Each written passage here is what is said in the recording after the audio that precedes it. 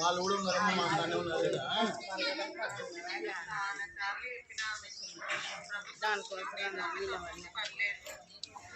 మనకి ఏమన్నా సైట్ వచ్చిందమ్మా? రేపు రేపు సోమవారం మీ కాడికి వస్తారు, దానికి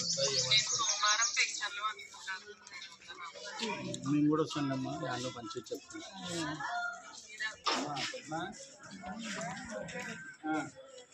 ఏం లేమ్మా, ఇప్పుడు మనకి కంపల్సరీ ఆన్లైన్లో వాళ్ళ ఆధార్ లింక్ అయితేనే మన లాగిన్ వచ్చేస్తుంది కనుక.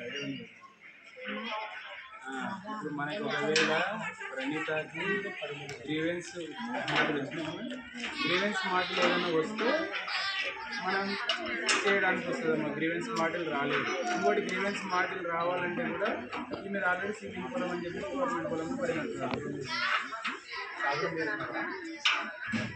సరే, అనుభవంలో మీరు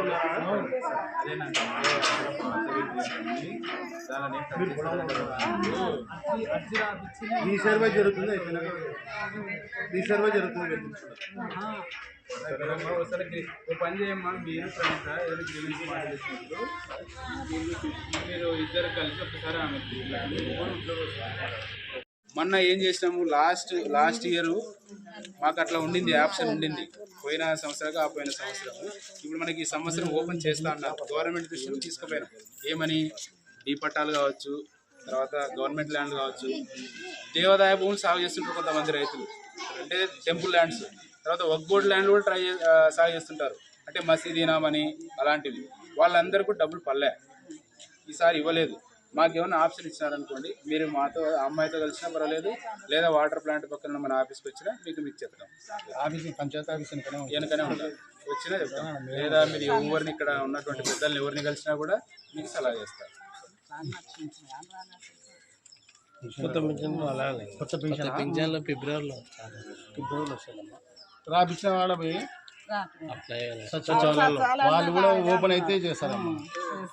వాళ్ళు కూడా అందరికి వచ్చినప్పుడు వస్తే ఇప్పుడు మళ్ళీ ఈ రోజు ఏమి ఇచ్చినాడమ్మా, ఇచ్చినారులేమ్మా. వస్తాం 3 స్పాట్లు పెట్టండి. రైతన్న మీకోసం కార్యక్రమం రైతులకి రాష్ట్ర ప్రభుత్వం చేస్తున్నటువంటి పథకాలన్నిటి కూడా ఇంటింటికి తెలియజేయాలి. పథకాలన్నింటినీ గ్రామంలో చేరవేయాలనే ఉద్దేశంతో రాష్ట్ర ప్రభుత్వం పెట్టడం జరిగింది. ఈ కార్యక్రమానికిలో పాల్గొనడానికి మన బలరామరన్న గౌడ్ గారు మనకి మండల కన్వీనర్ రావడం జరిగింది. సో థ్యాంక్స్ అన్న వచ్చినందుకు. ముఖ్యంగా ఏంటంటే ఈ రైతన్న మీకోసం కార్యక్రమంలోన మన రాష్ట్ర ప్రభుత్వం వచ్చేసి ముఖ్యంగా మీరు ఏ పంటలు వేస్తూ ఉన్నారు, రాబోయే రోజుల్లోన రాయితీ కింద ఏ పథకాలు ఇస్తే మీకు వ్యవసాయానికి సులువుగా ఉంటుందనే ఉద్దేశంతో ఒక సర్వే లాగా మనం ఇంటింట్లో చేస్తూ ఉన్నాం. అంటే ఇప్పుడు మనకి తార్పాలను కావాలి, స్పేర్లు కావాలి, ట్రాక్టర్లు కావాలి, లేకపోతే ఇప్పుడు కొంతమంది చెప్పినారు నాకు ఏమని, కందులు వచ్చేసి రేపు నీట్గా మంచిగా కొనే విధంగా చూడండి గవర్నమెంట్ ద్వారా. ఆల్రెడీ అయిపోయినాయి. మొక్కజొన్నలు కూడా కొనండి మద్దతు ధర మీద తొందరగా అయ్యేటట్టు. ఇలాంటివి అంటే రైతుల దగ్గర నుంచి వినతులు తీసుకొని రాష్ట్ర ప్రభుత్వానికి చేరవేసే కార్యక్రమంగా రైతన్న మీకోసం అనేటువంటి కార్యక్రమం పెట్టడం జరిగింది. అలాగే మీకు అన్నదాత సుఖీభవ అలాగే పిఎం కిసాన్ 2 పథకాలు కూడా ఎవరెవరు లబ్ధి చేకూరుతున్నారు, ఎవరు రావడం లేదు, అక్కడనే క్షేత్రస్థాయిలోనే ఆ సమస్యలకి పరిష్కారం ఇస్తూ ఈ యొక్క కార్యక్రమాన్ని చేస్తూ ఉన్నారు.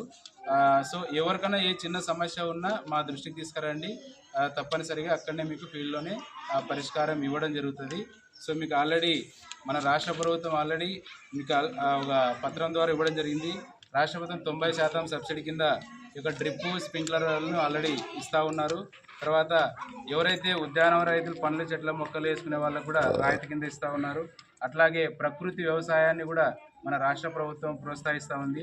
అట్లాగే ఉల్లి మామిడి మన తెలిసినటువంటి విషయమే, ఉల్లి రైతులు చాలా నష్టపోయాలనే ఉద్దేశంతో మన రాష్ట్ర ప్రభుత్వము మన గ్రామంలో ఉల్లి ఉండకపోయి ఉండొచ్చు, అయినా మనలాంటి రైతులే చాలా చోట్ల సాగు చేసి నష్టపోయినటువంటి రైతులకు హెక్టార్కి 25,000 రూపాయల చొప్పున 50,000 ఒక రైతుకి అనౌన్స్ చేయడం జరిగింది. అట్లాగనే ఈ యొక్క మనకి ఎవరైతే చేపలు సాగు చేస్తున్నటువంటి ఆక్వా రైతులకు కూడా అవెన్నంటుండి చేయడం జరిగింది. మనకు తెలుసు ఆల్రెడీ ఇంత పరిస్థితి విపత్కర పరిస్థితుల్లో ఉన్నప్పుడు కూడా రాష్ట్రము పెన్షన్స్ కావచ్చు, తర్వాత అన్నదాత సుఖీభావ లాంటి మేజర్ పథకాలు ఏవైతే ఉన్నాయో అన్నీ కూడా టయానికి రైతులకి ఇస్తూ ఉన్నారు. సో మీకు ఇంకా ఏదైనా వ్యవసాయ మరియు అనుబంధ శాఖలకు సంబంధించినటువంటి వినతులు కానీ పథకాలు కానీ ఏమన్నా కావాలంటే మా దృష్టికి తీసుకొస్తే కంపల్సరీగా మేము పైవారికి దృష్టికి తీసుకెళ్తాము. మండల స్థాయిలో ఏదన్నా మా స్థాయిలో పరిష్కారం అయ్యేటివి ఏదన్నా ఉంటే ఇక్కడే పరిష్కారం చేస్తాము. Thank you.